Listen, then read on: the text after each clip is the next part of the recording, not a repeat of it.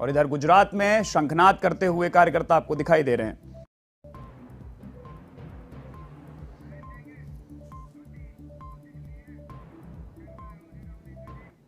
अब आपको सीधा लेकर चलते हैं एवं संवाददाता ज्योति सिंह के पास। ज्योति, गुजरात चुनाव की पहले बात करेंगे। भाजपा ने एक नया रिकॉर्ड दर्ज किया है। 1985 में 149 विधानसभा सीटें, लेकिन 2022 में 157 सीटें, एक रिकॉर्ड दर्ज किया है।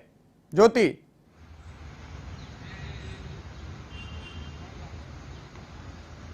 जी बिल्कुल, देखिए गुजरात विधानसभा चुनाव में भाजपा ने एक रिकॉर्ड तो दर्ज किया है और साथ ही साथ देखिए कांग्रेस, आम आदमी पार्टी जो लगातार अपनी सरकार बनाने का दावा करती हुई दिखाई दे रही थी, उनको न सिर्फ पीछे किया है बल्कि बुरी तरीके से एक करारी हार का सामना कांग्रेस और आम आदमी पार्टी को करवाते हुए बीजेपी ने बहुमत के साथ 27 साल के बाद फिर से 2.5 दशक से देखिए बीजेपी की सरकार गुजरात में थी और अब फिर से 2022 में भी बहुमत के साथ एक प्रचंड जीत हासिल की है भाजपा ने। और अब फिर से देखिए सरकार बनाने के लिए गुजरात में भाजपा जा रही है और ऐसे में देखिए जीत का जश्न न सिर्फ गुजरात में देखने को मिल रहा है बल्कि दिल्ली के बीजेपी हेडक्वार्टर में भी देखने को मिल रहा है। बैंड बाजे, ढोल नगाड़े, फूल, मिठाइयां जितना इस्तेमाल कर सकते थे जीत का जश्न मनाने के लिए, उन सबका जीत का जश्न मनाने के लिए किया जा रहा है। और भाजपा के जो हेडक्वार्टर है दिल्ली में, उसमें सुबह से ही देखिए पहले जब रिजल्ट आ रहे थे हिमाचल और गुजरात की, तब हल्का सा सन्नाटा जरूर पसरा हुआ दिखाई दिया,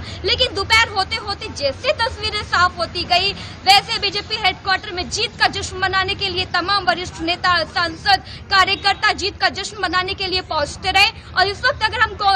माफ कीजिएगा बीजेपी हेडक्वार्टर की बात करें तो देखिए वहां की तस्वीरें काफी उल्लास की भरी हुई आ रही है, जिसमें जीत का जश्न मनाते हुए दिखाई दे रहे हैं। और देखिए गुजरात में भाजपा की जीत इसलिए भी काफी अहम मानी जा रही है क्योंकि जब गुजरात चुनाव की और हिमाचल प्रदेश चुनाव की जब घोषणा हुई थी तब उससे पहले काफी महीनों पहले ही गुजरात ने जमीनी स्तर पर अपने आप को मजबूत करने के लिए कार्य स्टार्ट कर दिया था। न सिर्फ देखिए देश के केंद्रीय मंत्री, सभी केंद्रीय मंत्री गुजरात पहुंच गए थे बल्कि देश के प्रधानमंत्री नरेंद्र मोदी ने भी कई जनसभाएं संबोधित करी, कई रैलियां करी, जिससे गुजरात की जो जनता थी काफी भरोसा दिखाया भाजपा पर। ऐसे में भाजपा की जो प्रचंड जीत हुई है उसका सारा श्रेय जो है वो प्रधानमंत्री नरेंद्र मोदी पे जाता है, क्योंकि गुजरात की जनता ने जो भरोसा दिखाया है भाजपा पर वो प्रधानमंत्री नरेंद्र मोदी के चेहरे पे दिखाया है, क्योंकि चेहरा वहां पर प्रधानमंत्री नरेंद्र मोदी का था और क्योंकि गढ़ माना जाता है वहां पर प्रधानमंत्री नरेंद्र मोदी का, और न सिर्फ पीएम मोदी का बल्कि अमित शाह जो कि गृह मंत्री है उनका भी गढ़ माना जाता है। और ऐसे में देखिए नाक का सवाल बना हुआ था बीजेपी के लिए गुजरात में जीत हासिल करना, और नाक के सवाल को बचाते हुए अपनी प्रचंड जीत हासिल करते हुए भाजपा ने गुजरात में जीत हासिल करी। और ऐसे में देखिए एक तरफ जहां गुजरात तो हासिल कर लिया, लेकिन हिमाचल प्रदेश से भाजपा जाते हुए दिखाई दे रही है, क्योंकि जहां एक तरफ गुजरात की जनता ने प्रधानमंत्री नरेंद्र मोदी के चेहरे पर भरोसा जताया है, भाजपा पर जब भरोसा जताया, और वही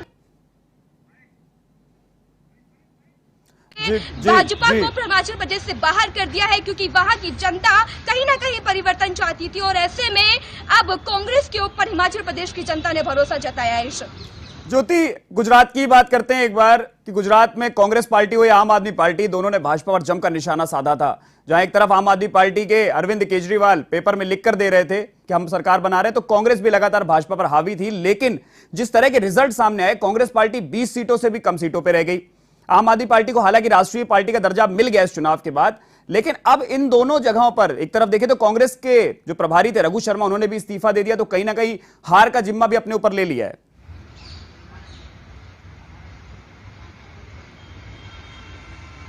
जी बिल्कुल ऋषभ, देखिए जिस तरीके से गुजरात विधानसभा चुनाव में कांग्रेस को एक करारी हार का सामना करना पड़ा है, उसकी जिम्मेदारी लेते हुए गुजरात के कांग्रेस प्रभारी रघु शर्मा ने अपना इस्तीफा दे दिया है अपने पद से। मल्लिकार्जुन खड़गे को उन्होंने अपना इस्तीफा सौंप दिया है। लेकिन देखिए सवाल यही उठता है क्योंकि जब गुजरात विधानसभा चुनाव होने वाले थे उस समय भी कांग्रेस से सवाल किया गया था कि भाजपा लगातार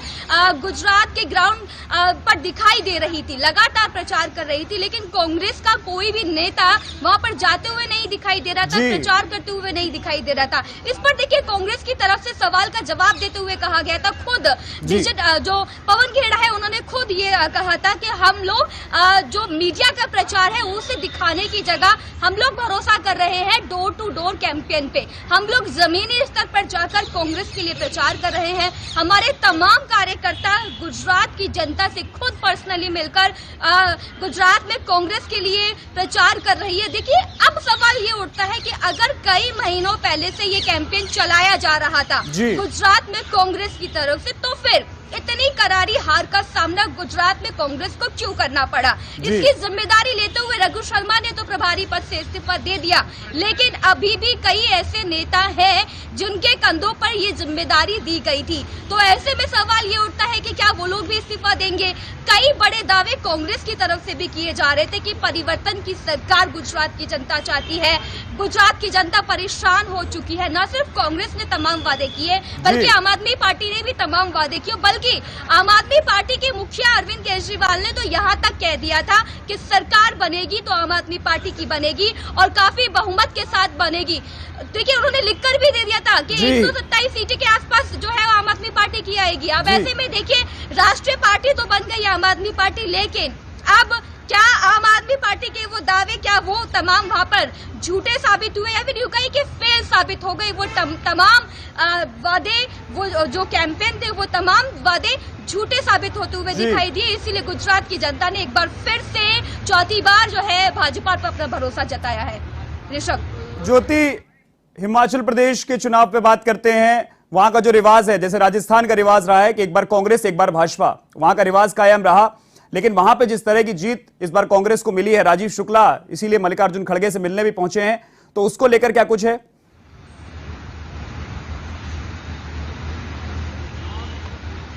बिल्कुल ऋषभ, देखिए हिमाचल प्रदेश में जिस तरीके से कांग्रेस को जीत मिली है और काफी अच्छी जीत मिली है, इसे लेकर देखिए प्रभारी राजीव शुक्ला मल्लिकार्जुन खड़गे के आवास पर पहुंचे हुए हैं और वहां पर मल्लिकार्जुन खड़गे से न सिर्फ उन्होंने मुलाकात की बल्कि जीत की बधाइयां भी दी और साथ ही साथ मुख्यमंत्री के चेहरे को लेकर उनसे विचार विमर्श भी किया। और देखिए जल्द ही विधायक दल की बैठक चंडीगढ़ में होने वाली है और यहाँ से हिमाचल के लिए राजीव शुक्ला थोड़ी देर में रवाना होंगे और छत्तीसगढ़ के मुख्यमंत्री,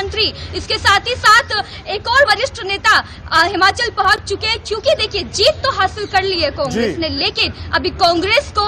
ऑपरेशन लोटस जो बीजेपी द्वारा चलाया जाता है उसका डर सता रहा है और कांग्रेस का ये कहना है कि विधायकों की खरीद फरोख्त की जा सकती है, जिसे लेकर कांग्रेस को ये डर है और वो अपने सभी विधायकों को एक सुरक्षित जगह पर रखना चाहती है, जिसे लेकर इस वक्त देखिए चंडीगढ़ के मोहाली में एक जगह डिसाइड की गई है जहां पर उन सभी विधायकों को रखा जाएगा और उसके बाद कांग्रेस जो शासित प्रदेश है वहां पर उन सभी विधायकों को सेफली रखा जाएगा, ताकि जो बीजेपी द्वारा ऑपरेशन लोटस चलाया जाता है और विधायकों की खरीद फरोख्त जो की जाती है वो ना हो सके। इसे लेकर राजीव शुक्ला ने देखिए अपने बयान में साफ तौर पर कह दिया है कि जो जीत है वो जीत का सारा श्रेय प्रियंका गांधी को जाता है, उन तमाम नेताओं की मेहनत को जाता है जो हिमाचल प्रदेश में जीत के लिए लगातार काम कर रहे थे। और देखिए इसके साथ ही साथ हिमाचल प्रदेश का जो रिवाज है, जो परंपरा रही है कि एक बार कांग्रेस एक बार बीजेपी, इस बार बीजेपी के बाद कांग्रेस पर भरोसा जताया है हिमाचल प्रदेश की जनता ने। और अब जयराम ठाकुर इस्तीफे की बात कर रहे हैं, वो जल्द ही अपना राज्यपाल को अपना इस्तीफा सौंपेंगे। इस्तीफा देने पहुंच गए हैं जयराम ठाकुर। राज्यपाल, मैं आपको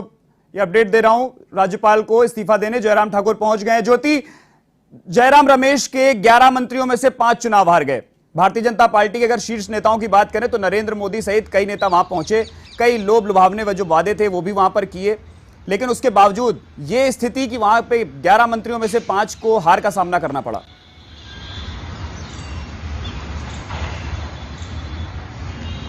जी बिल्कुल ऋषभ, देखिए जो अभी मौजूदा हालात स्थिति की अगर हम बात करें वहां पर भाजपा की हिमाचल प्रदेश में, तो देखिए वहां की जनता पहले से ही ये मूड बना चुकी थी कि इस बार चेंज करना है सरकार को, इस बार परिवर्तन चाहिए हिमाचल की जनता को। और देखिए वो वोटिंग का इंतजार कर रही थी, जैसे कि खुद पवन खेड़ा ने थोड़ी देर पहले ये कहते हुए दिखाई दिए कि हिमाचल की जनता सिर्फ एक इंतजार के मौके पर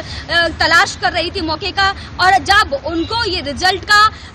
वोटिंग का जब मौका मिला तो तो उन्होंने वोटिंग कांग्रेस के पक्ष में करके ये बता दिया कि हिमाचल प्रदेश में जो बीजेपी की सरकार थी वो लगातार अपने झूठे तमाम वादे कर रही थी, जिसकी वजह से कई वादे जो थे भाजपा की तरफ से पूरे नहीं किए गए और खास तौर पे मुख्यमंत्री जयराम ठाकुर का कुछ अच्छा रिस्पॉन्स नहीं मिल रहा था हिमाचल प्रदेश में, जिसकी वजह से कांग्रेस को ये अच्छा मौका मिला, वहां की जनता ने दिया और जीत हासिल की कांग्रेस ने। तो देखिए वो भाजपा के तमाम वादे जो थे जिसकी वजह से लुभाने की कोशिश करी हिमाचल की जनता को, लेकिन हिमाचल की जनता ने वो तमाम वादे, वो लुभाने वाले जो वादे थे उन्हें ठुकराते हुए कांग्रेस के सर पर हिमाचल का ताज सजा दिया है। ऋषभ, अब इधर राज्यपाल को इस्तीफा देने मुख्यमंत्री जयराम ठाकुर पहुंचे हैं। कांग्रेस की बात करते हैं, अब तो सरकार बनाएंगे, लेकिन जो 4 नाम चल रहे थे उसमें से 2 लोग तो चुनाव हार गए, तो अब जो 2 नाम हैं उनमें किसकी सहमति ज्यादा